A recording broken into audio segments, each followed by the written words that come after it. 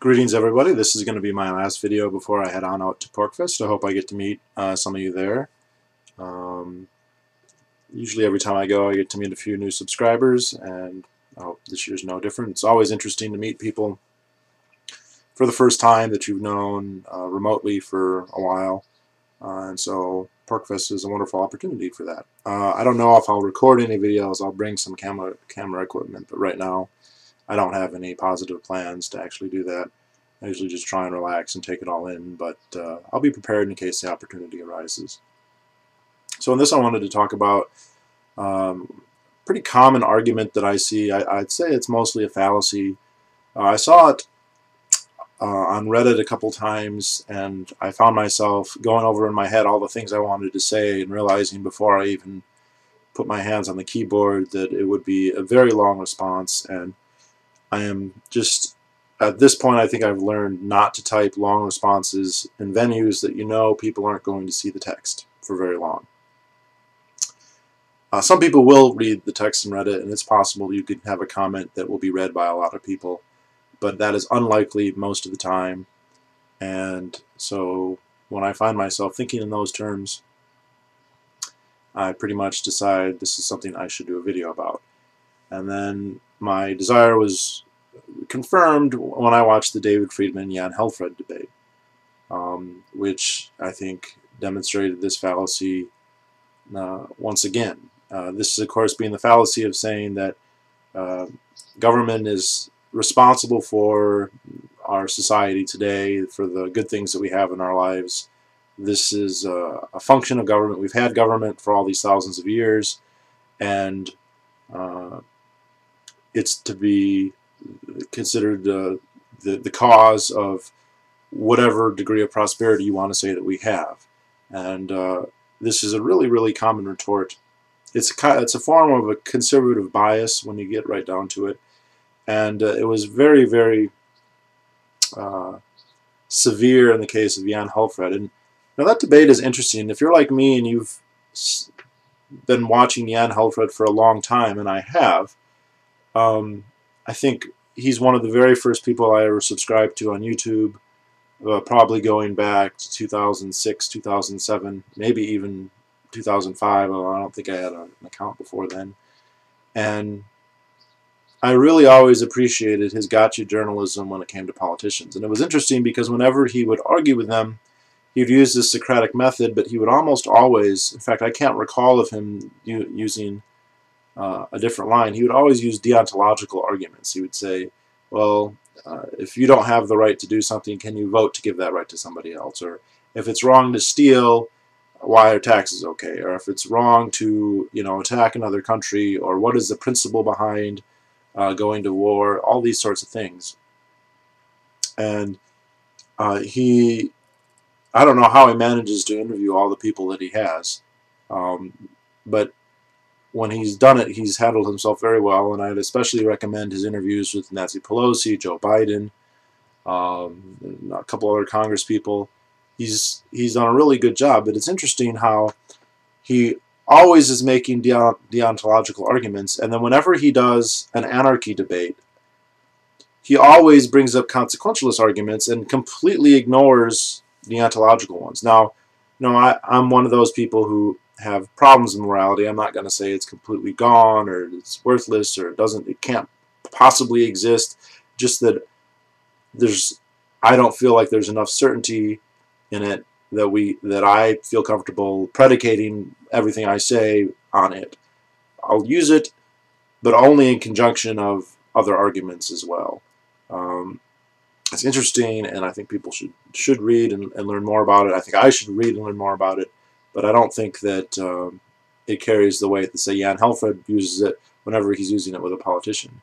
But it's so interesting, though, and this is not new. I mean, the first debate I saw Jan do against anarcho-capitalism was with Stefan Molyneux, and it was several years ago, and I think he's done it again recently. I know he did a Walter Block and a Stefan Kinsella interview. Both of those I skipped, but I just happened to catch the end of the David Friedman debate and then go back and watch it from the beginning, which I recommend people do, by the way. And it's fascinating how, when it comes to debating for the pros and cons of an anarcho-capitalist society, versus a minarchist society, which is what Yan is in favor of, he makes no moral arguments at all. He completely ignores the fact that taxation is theft by his own measure, by his own admission. That's not something that he is debating, or coercion or eminent domain or the draft or any of these things. He doesn't couch these things in misleading doublespeak terms where it's a crime if you or I do it and it's not a crime if the state does it. He just says it needs to be done or else the consequences would be enormously worse. And this is of course why the popular gun in the room argument really isn't that effective, because if you tell someone you have to get the gun out of the room, A, libertarianism is not pacifism, and so it's not necessarily without guns, but B, to tell them you should accept this on moral grounds even though the consequences are atrocious is not going to be a convincing argument for anybody except for those people who are willing to put abstract morality above all other considerations. And there are some people who do that, but it's like probably single digits or less than single digits. But it's interesting with someone like Yan, who is always harping on morality and ethics, and then suddenly he completely just, I'm ignoring them when it comes to this. But that's a side topic. The main argument here is a form of, you could say it's conservative bias, it's also kind of a deterministic worldview. And I've had one person put it to me like this, since the government exists, this proves that on net society agrees with it because the government hasn't been either altered or overthrown. Now when it gets altered or overthrown, that is an indication that the will of society has changed, and whatever, the government is hence the manifestation of the will of society. But by that logic, everything that happens is a manifestation of the will of society. So a homicidal maniac is a manifestation of the will of society. A drug user is a manifestation of the will of society. A thief, a rapist, a bigot. Libertarians who are arguing against the existence of a state are also a manifestation of the will of society. It's basically a radical type of conservative bias where anything that exists is moral. This is what one person was putting it to me. But the other kind of more kind of historicist version is, look, we've got all this stuff today. We've got a certain level, a certain degree of prosperity in our society, and of course it's not perfect, but it's really good. And we've had states, so states then are, we can attribute what we have today to states. Now, in a sense, this is true. I mean, I think it would be really silly to argue that, if states were to simply not have existed at all, or if they've been replaced by anarcho-capitalism, or they, disappeared 50 years ago as opposed to 100 years ago, or, any other major or even minor change in the variables of historical reality, I think it would be pretty safe to argue we wouldn't have an identical society to what we have today, and that there would be differences, and that these differences probably could be reflected in qualitative or quantitative, standard of living metrics. I think that that's probably true, but that doesn't prove that the states made things better. It just proves that where we are is dependent on where we've been, and there have been states, and so yes, states are there, but that doesn't. The argument is assuming, though, that it's been a net positive, or at least of, a net positive, and indeed almost a necessary component. And I think empirically that's probably not even possible to prove, and at the very least it falls victim to the correlation and causation fallacy.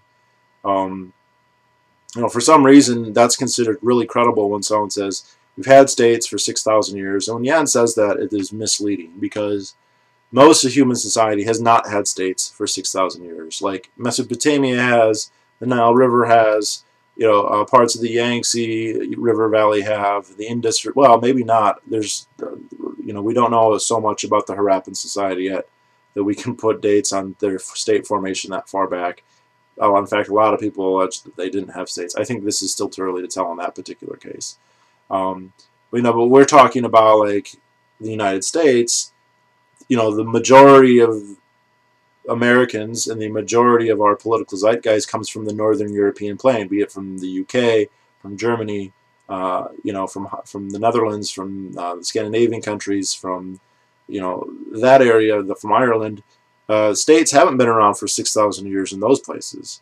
In fact, you could put state formation as late as the Middle Ages, even close to the modern era in those areas. We're talking maybe 600-700. It's debatable, but maybe only 1,000 years. And yet, and it's funny too.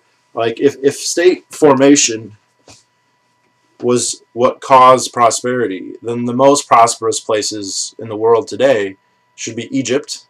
They should be Iraq and Kuwait, Turkey, Syria, Israel, China, and Pakistan. Within the United States or North America and South America, obviously the oldest states that I know about in the New World, like the Olmec civilization or the Moche, you're talking about all Mesoamericans in the Yucatan and Belize and southern Mexico, in the Valley of Mexico, in Peru, in the alluvial plains on the coast of the Pacific Ocean there. Those should be the richest areas in North America, or in the Western Hemisphere, not North America, or not Brazil, or not Argentina, not Cuba, not any of those places, because they didn't get states until immigrants moved in here much later. So there's a very big correlation causation kind of issue here, and it's also interesting because there's lots of things that have existed for a long time, and people would find it ridiculous if we were to simply assert, well, the reason we have prosperity is because we've had this or that. I think the biggest contender kind of with government here would be organized religion. We had religion all along as well. Someone like Jan Halfred, who, as far as I can tell, is a pretty strong objectivist, would not say that religion has put us where we have, but our society has developed. In our case, the Judeo-Christian kind of footprint is everywhere. Sometimes it's a little eroded over, but it's there everywhere. In our law, in our technology, in our language, in the mimetic evolution of our society.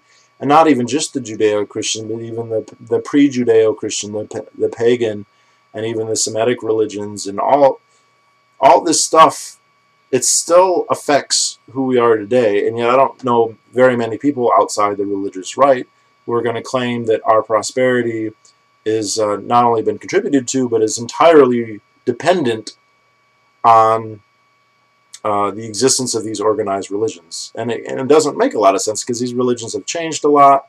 Their geographical spread has never been total. So I've heard evangelical Christians talk about this, but I know for a fact that their particular sect, something that hasn't even really been around for more than, say, 100 years or 200 years, or maybe 3 or 4 if you're talking about some of the older ones. The Catholics kind of would have a better claim in this area, but even then, Catholicism today, Second Vatican notwithstanding, is probably not all that similar, perhaps even completely unrecognizable to say Catholicism in the year 800. And so the attribution to our prosperity to these institutions, or these mimetic continuities, if you want to call it that, it's pretty dubious. But again, people recognize it as dubious in that case. But for some reason, when we're having a debate about anarchism or statism, it's not dubious when the state makes this claim. And on top of that, people will say, well, look, the government, it's not just some random institution, say like the Boy Scouts or the Methodist Church, or the Freemasons or something like that. It's an institution, and it's predicated on making society better. And so when we see society be a certain level, we should assume that it's doing its job. And I think there's 2 big problems with this. One is that the state's made lots of assertions over the years, and many of them especially in the monarchical period, would be considered laughably ridiculous today. And the more close to home ones, things like the divine right of kings, these are things that are asserted by governments, or have. Not all governments all the time, but many of them have asserted things like this. And it's considered ridiculous, or not plausible. If we go far enough back, these claims get more outlandish, at least from our perspective. I think the claims that are made today are no less outlandish. They just are catered to appeal to our sensibilities, so they don't seem so crazy as looking back to a rhetoric that was appealing to, say, ancient Egyptians 4,000 years ago. Because back then we had pharaohs saying that if they weren't pharaoh, if there wasn't a pharaoh, if the institution of the absolute monarchy, to the extent that it was absolute, didn't exist, that the Nile wouldn't flood and the sun wouldn't rise.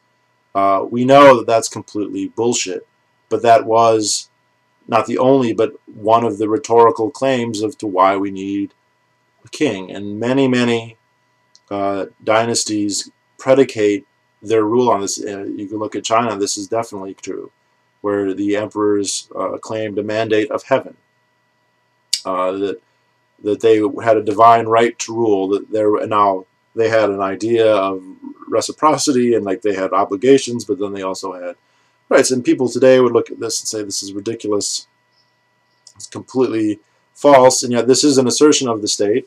Societies endured and continue to exist under these state systems, so then isn't this proof positive that these claims are correct? And I think the answer is obviously no.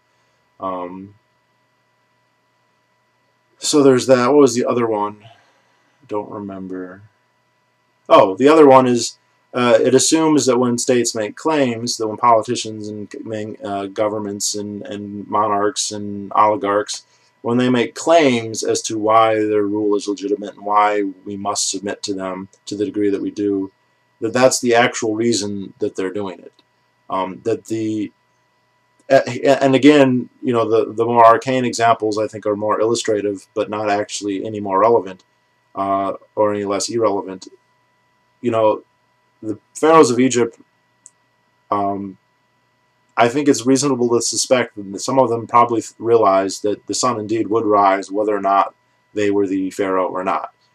But they still said so anyway because it was in their interest, because they lived a very wealthy, chaste life with all the sex they could have.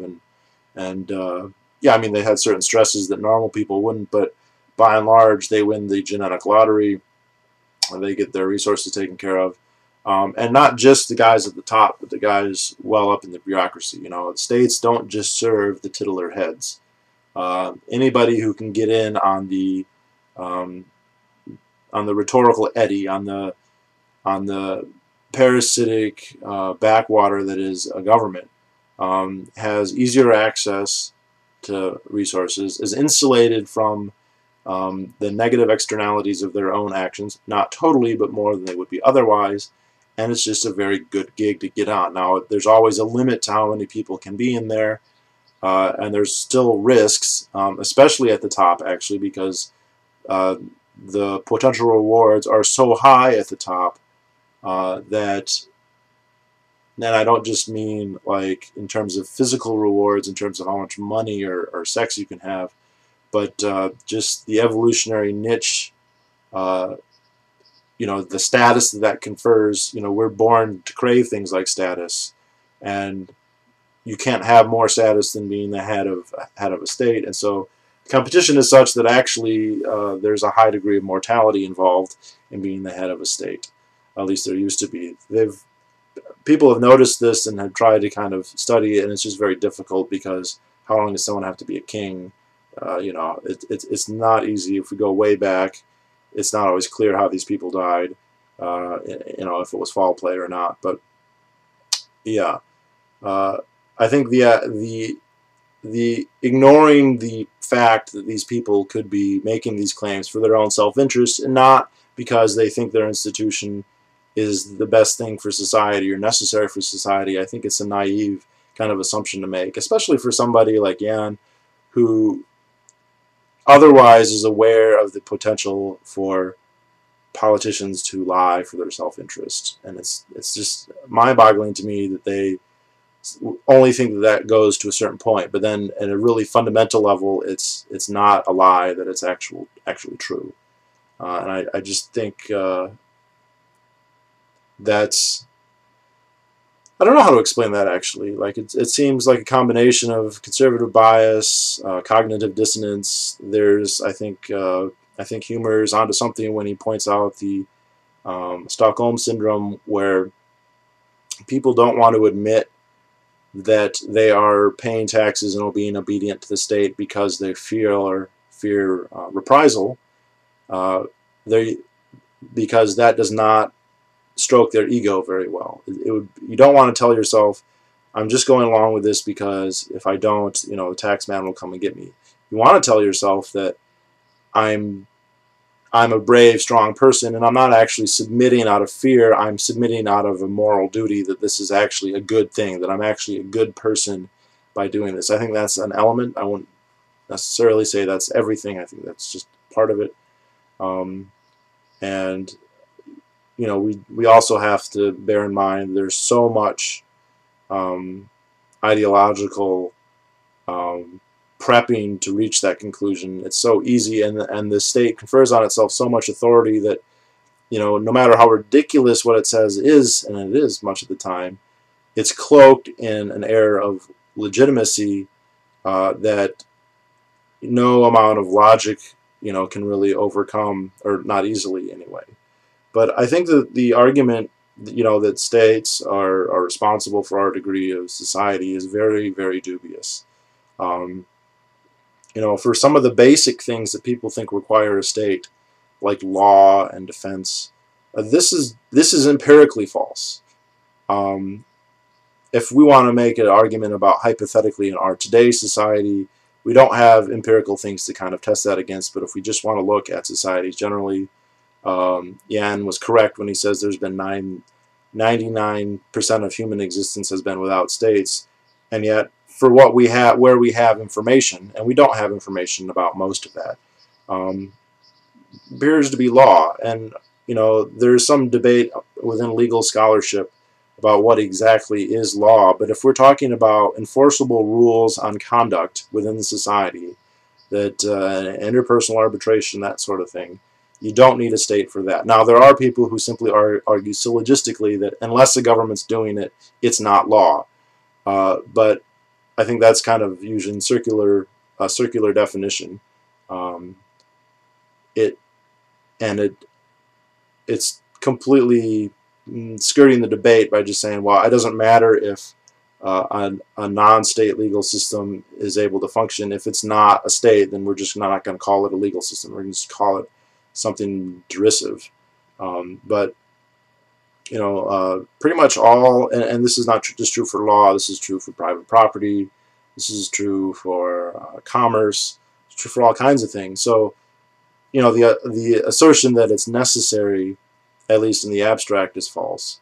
If we're looking at technological advances, it's very clear, very unclear, especially for the early ones,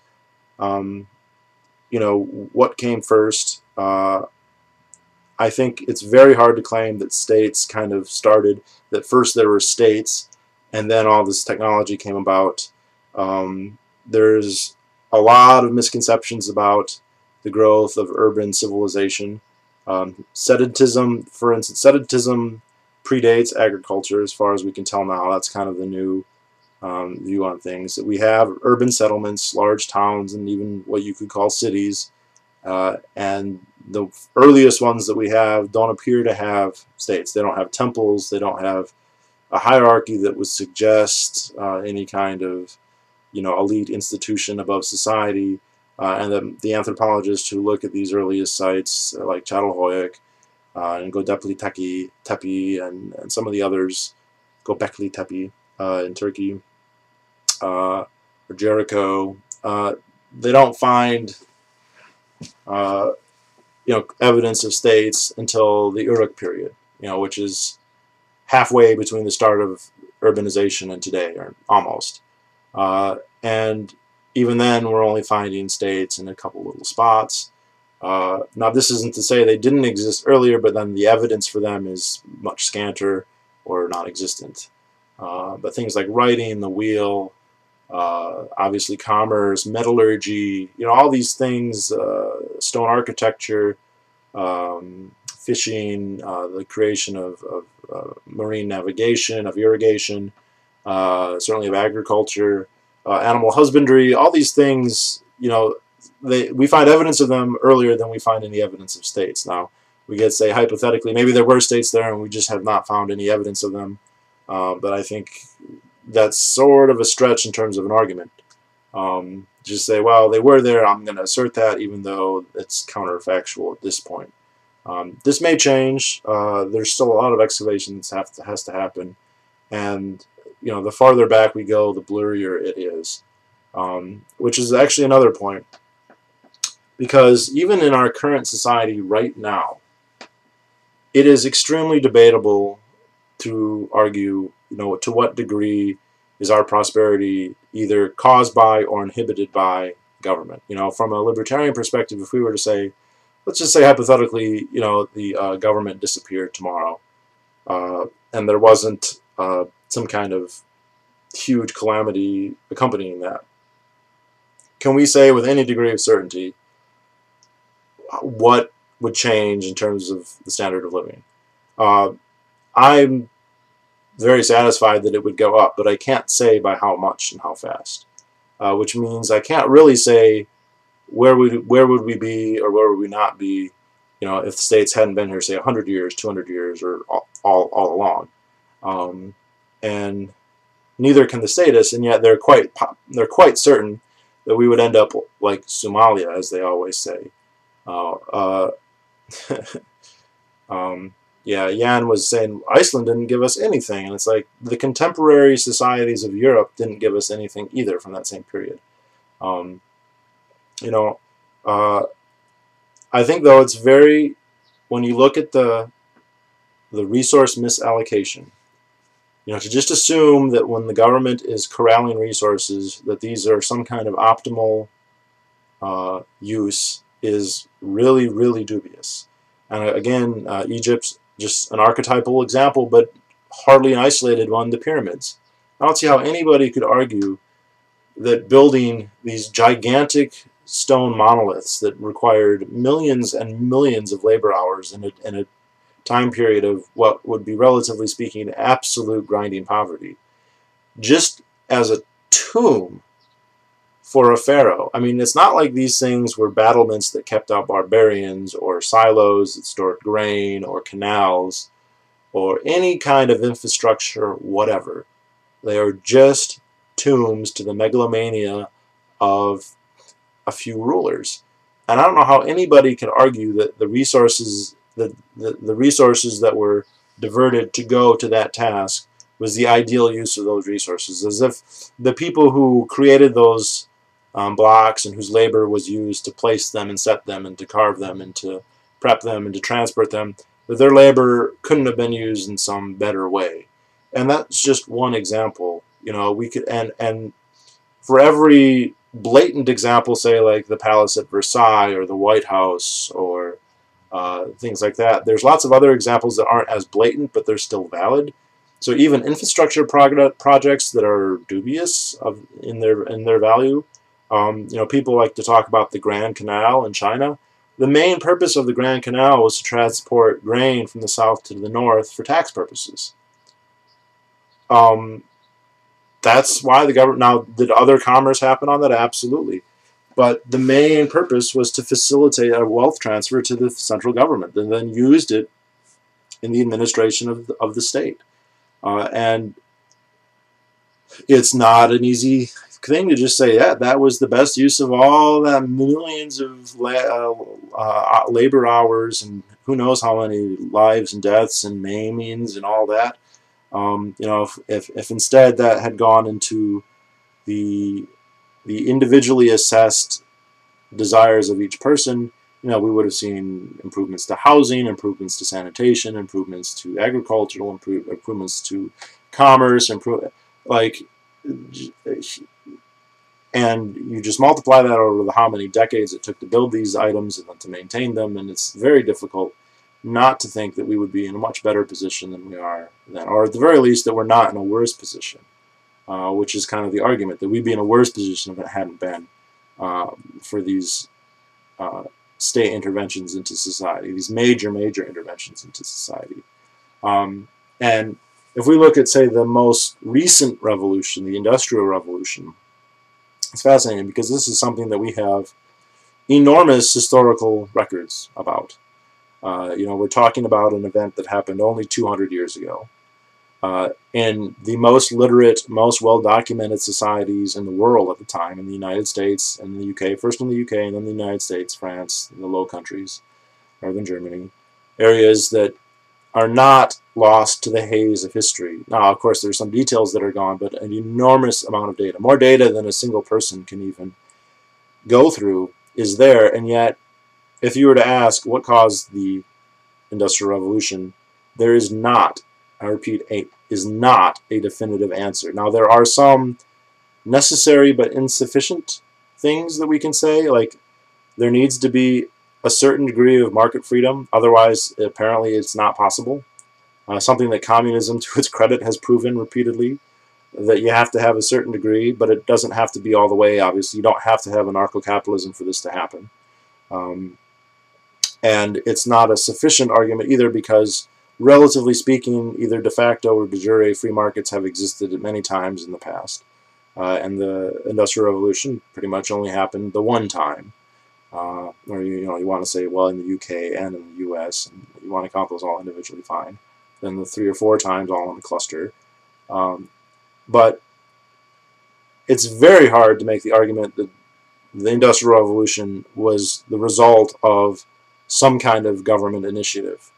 And if you want to say, well, it was government that set the parameters, that set the preconditions that made it possible, that's also a very weak argument, because then why didn't it happen as soon as government set those preconditions, or whenever the government had set up conditions similar to that, because it doesn't figure that. But I'm using this as an example because we don't really know for the Industrial Revolution, for a period that we have an enormous amount of information. If we're talking about the incidents of the beginning of agriculture, or irrigation, or urbanization, or international trade, or the Iron Age, or the Bronze Age, or any of those things, the amount of information we have, the amount of historical information that we have, approaches zero. I mean, the start of these events are happening in the prehistoric or the proto-historic period, or the very early in history, and the amount of information we have about them is millions of times less than we have on the Industrial Revolution, probably. And so, for someone like Jan to come out and say, "Oh, that happened because of the state," that's just extremely problematic assertion to make. And is it hypothetically possible? Sure, it is. But you don't want to premise your argument on something that just, hypothetically might be true, but we actually have no evidence to say that it is actually true.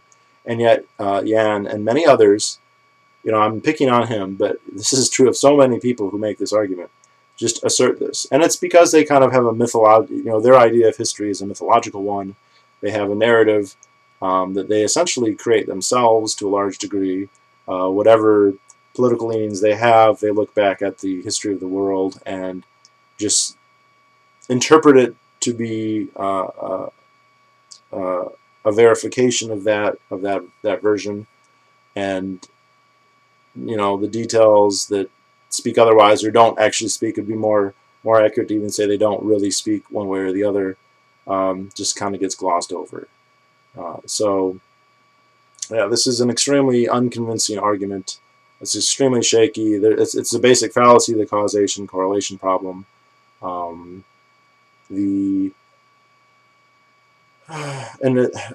don't know. And Friedman pointed this out in the debate. He says, people have this emphasis. Historians definitely do this. Part of the problem here is the institution of historians, because they spend all their time looking at these temples and these pyramids and these, you know, walls, and they say, look, you know, states did all this, and isn't it great? And we don't really find, you know, the farmsteads and all that. Well, they do, but they're just not as epic looking. And then they say, oh, see, isn't this great? And it's like Friedman pointed out, yeah, it's all glimmery and nice, as long as you ignore the fact that, you know, thousands or millions of normal people had to be, relatively speaking, more impoverished in order to pay for that. And as soon as you stop ignoring that part of the calculus, it doesn't become an obvious net positive. You know, if you just look at something like the pyramids, like something that just appeared out of nowhere, like, okay, it's a net positive. Who cares? You know, what's the problem? I remember, you know, a lot of people, when they talk about government, they speak of it as if a giant syringe from heaven comes down and injects, like, wealth into society, and like, oh, what's the problem here? And because it doesn't come from heaven, it doesn't come from some galactic syringe. It comes from the appropriation from within society, or from outside society, if you're talking about military conquests. And in that case, it's not a net gain. It's at worst, or at best, it's even. You know, it's just a transfer. But then you have to imagine that some of the resources are lost in the transfer. And then you also are, in that argument, just assuming that whatever is being done by the state is, if not optimal, at least as good as what it would have been used otherwise. And that's actually an extremely dubious assumption. Extremely dubious assumption. You know, even if we say, oh, there's going to be some bureaucratic friction, that's fine. But what the government spends it on in the end is going to be so much better than what the people were going to spend it on their own, that it more than makes up for that bureaucratic friction, and it's unquestionably a net positive on society. I think that's an extremely rash statement to make. I don't know if it even could be proven correct, but and yet that's what we're talking about here when we're looking at history. I'm like, oh, see, isn't the Colosseum great? And it's like, yeah, how many... You know, like the population of Rome was largely fed because of political mandates on conquered peoples. They said, oh, okay, all your grain that's produced in Egypt or the Crimea or the Balkans or wherever else, Anatolia, that's got to be sent to Rome as tribute. And then we look at all these, you know, pretty things in Rome, like, isn't this great? It's like, yeah, what about the people the millions of people who live poorer lives as a result? And you just have to ignore. I mean, it's funny. The only way you can so easily get net positives is if you just ignore half the equation. I don't see how that's particularly convincing, but it is apparently to a lot of people. So I will also point out, in terms of the consequentialist morality debate, and I kind of started this video sort of coming out full consequentialist, and, you know, during that debate, you know, Yan was going to try his Socratic gotcha act with Friedman. He goes, can you prove anarchy with morality? And David Friedman said, absolutely not. I don't think you can prove anything with morality, blah, blah, blah. But, interesting, so Friedman's arguments against, the oppression of the peasants, there's a lot of implicit deontology in there, that he views this stuff as negative. And I've heard people kind of say this of David before, and of Milton also. They won't make the deontological arguments, but there's a twinkle in their eye that indicates they have shared normative proclivities to, pretty much everybody else. So they're not robots that are coldly calculating, that they viscerally empathize with the plight of those who are oppressed by government, and would even think in terms of oppression, as opposed to just saying, oh, it's a wealth transfer, some kind of materialistically neutral term. And that's a whole separate topic, one that I haven't fleshed out myself, so I'm not about to make a video about it. I just thought I'd throw it out there to kind of balance what I said earlier. But yeah, definitely very debatable. So many assertions are used when people make arguments to that effect. Usually without any kind of even the most basic understanding of the past, of past history, of what we do know, which has to be admitted is not sufficient to come to really definite answers. You know, and of course that's why theory, like economic theory, is kind of a nice thing to have, or logic. Logic is a nice thing to have too, and you apply those to what we do know, and you know the assertions about the current prosperity being attributed to states is just kind of silly. You know, it's kind of like a contemporary thing. Like I said, you know, we are where we are because of our history, and the state's a part of that. But that doesn't mean that they made us who we are, or that we're as rich as we are. We wouldn't have been richer without them. You know, it's actually kind of there's a bit of a counterculture thing where people like to go back and be contrarian and be like, oh, you know, like the Black Plague was actually good because, you know, it raised wages or whatever, or it stimulated technology. You know, the war, popular kind of example of this. Well, the Civil War was actually good because it, you know, blah blah blah. It stimulated industry. World War II, you know, ended the Depression, as we've heard a million times. And this isn't to get into an argument of whether that's valid or not, but just to say, look, you know, people look at calamitous things, and there's a very large literature devoted to finding the silver lining and then saying, see, look, it wasn't so bad. You know, I don't think that you could look at government and just say, well, here we are. Governments existed in the past, and you know, we can look at them in a way that it was good that they did what they did, when really, you know, finding a silver lining is not the same thing as saying it was optimal, or it was the best it could have been done, or certainly not utopian. And yet, that's what people seem to do a lot. So anyway, I hope I get to meet a lot of you at Porkfest. If you are going, let me know in the comments. Maybe we'll meet, probably. And I'll talk to you all later. Goodbye.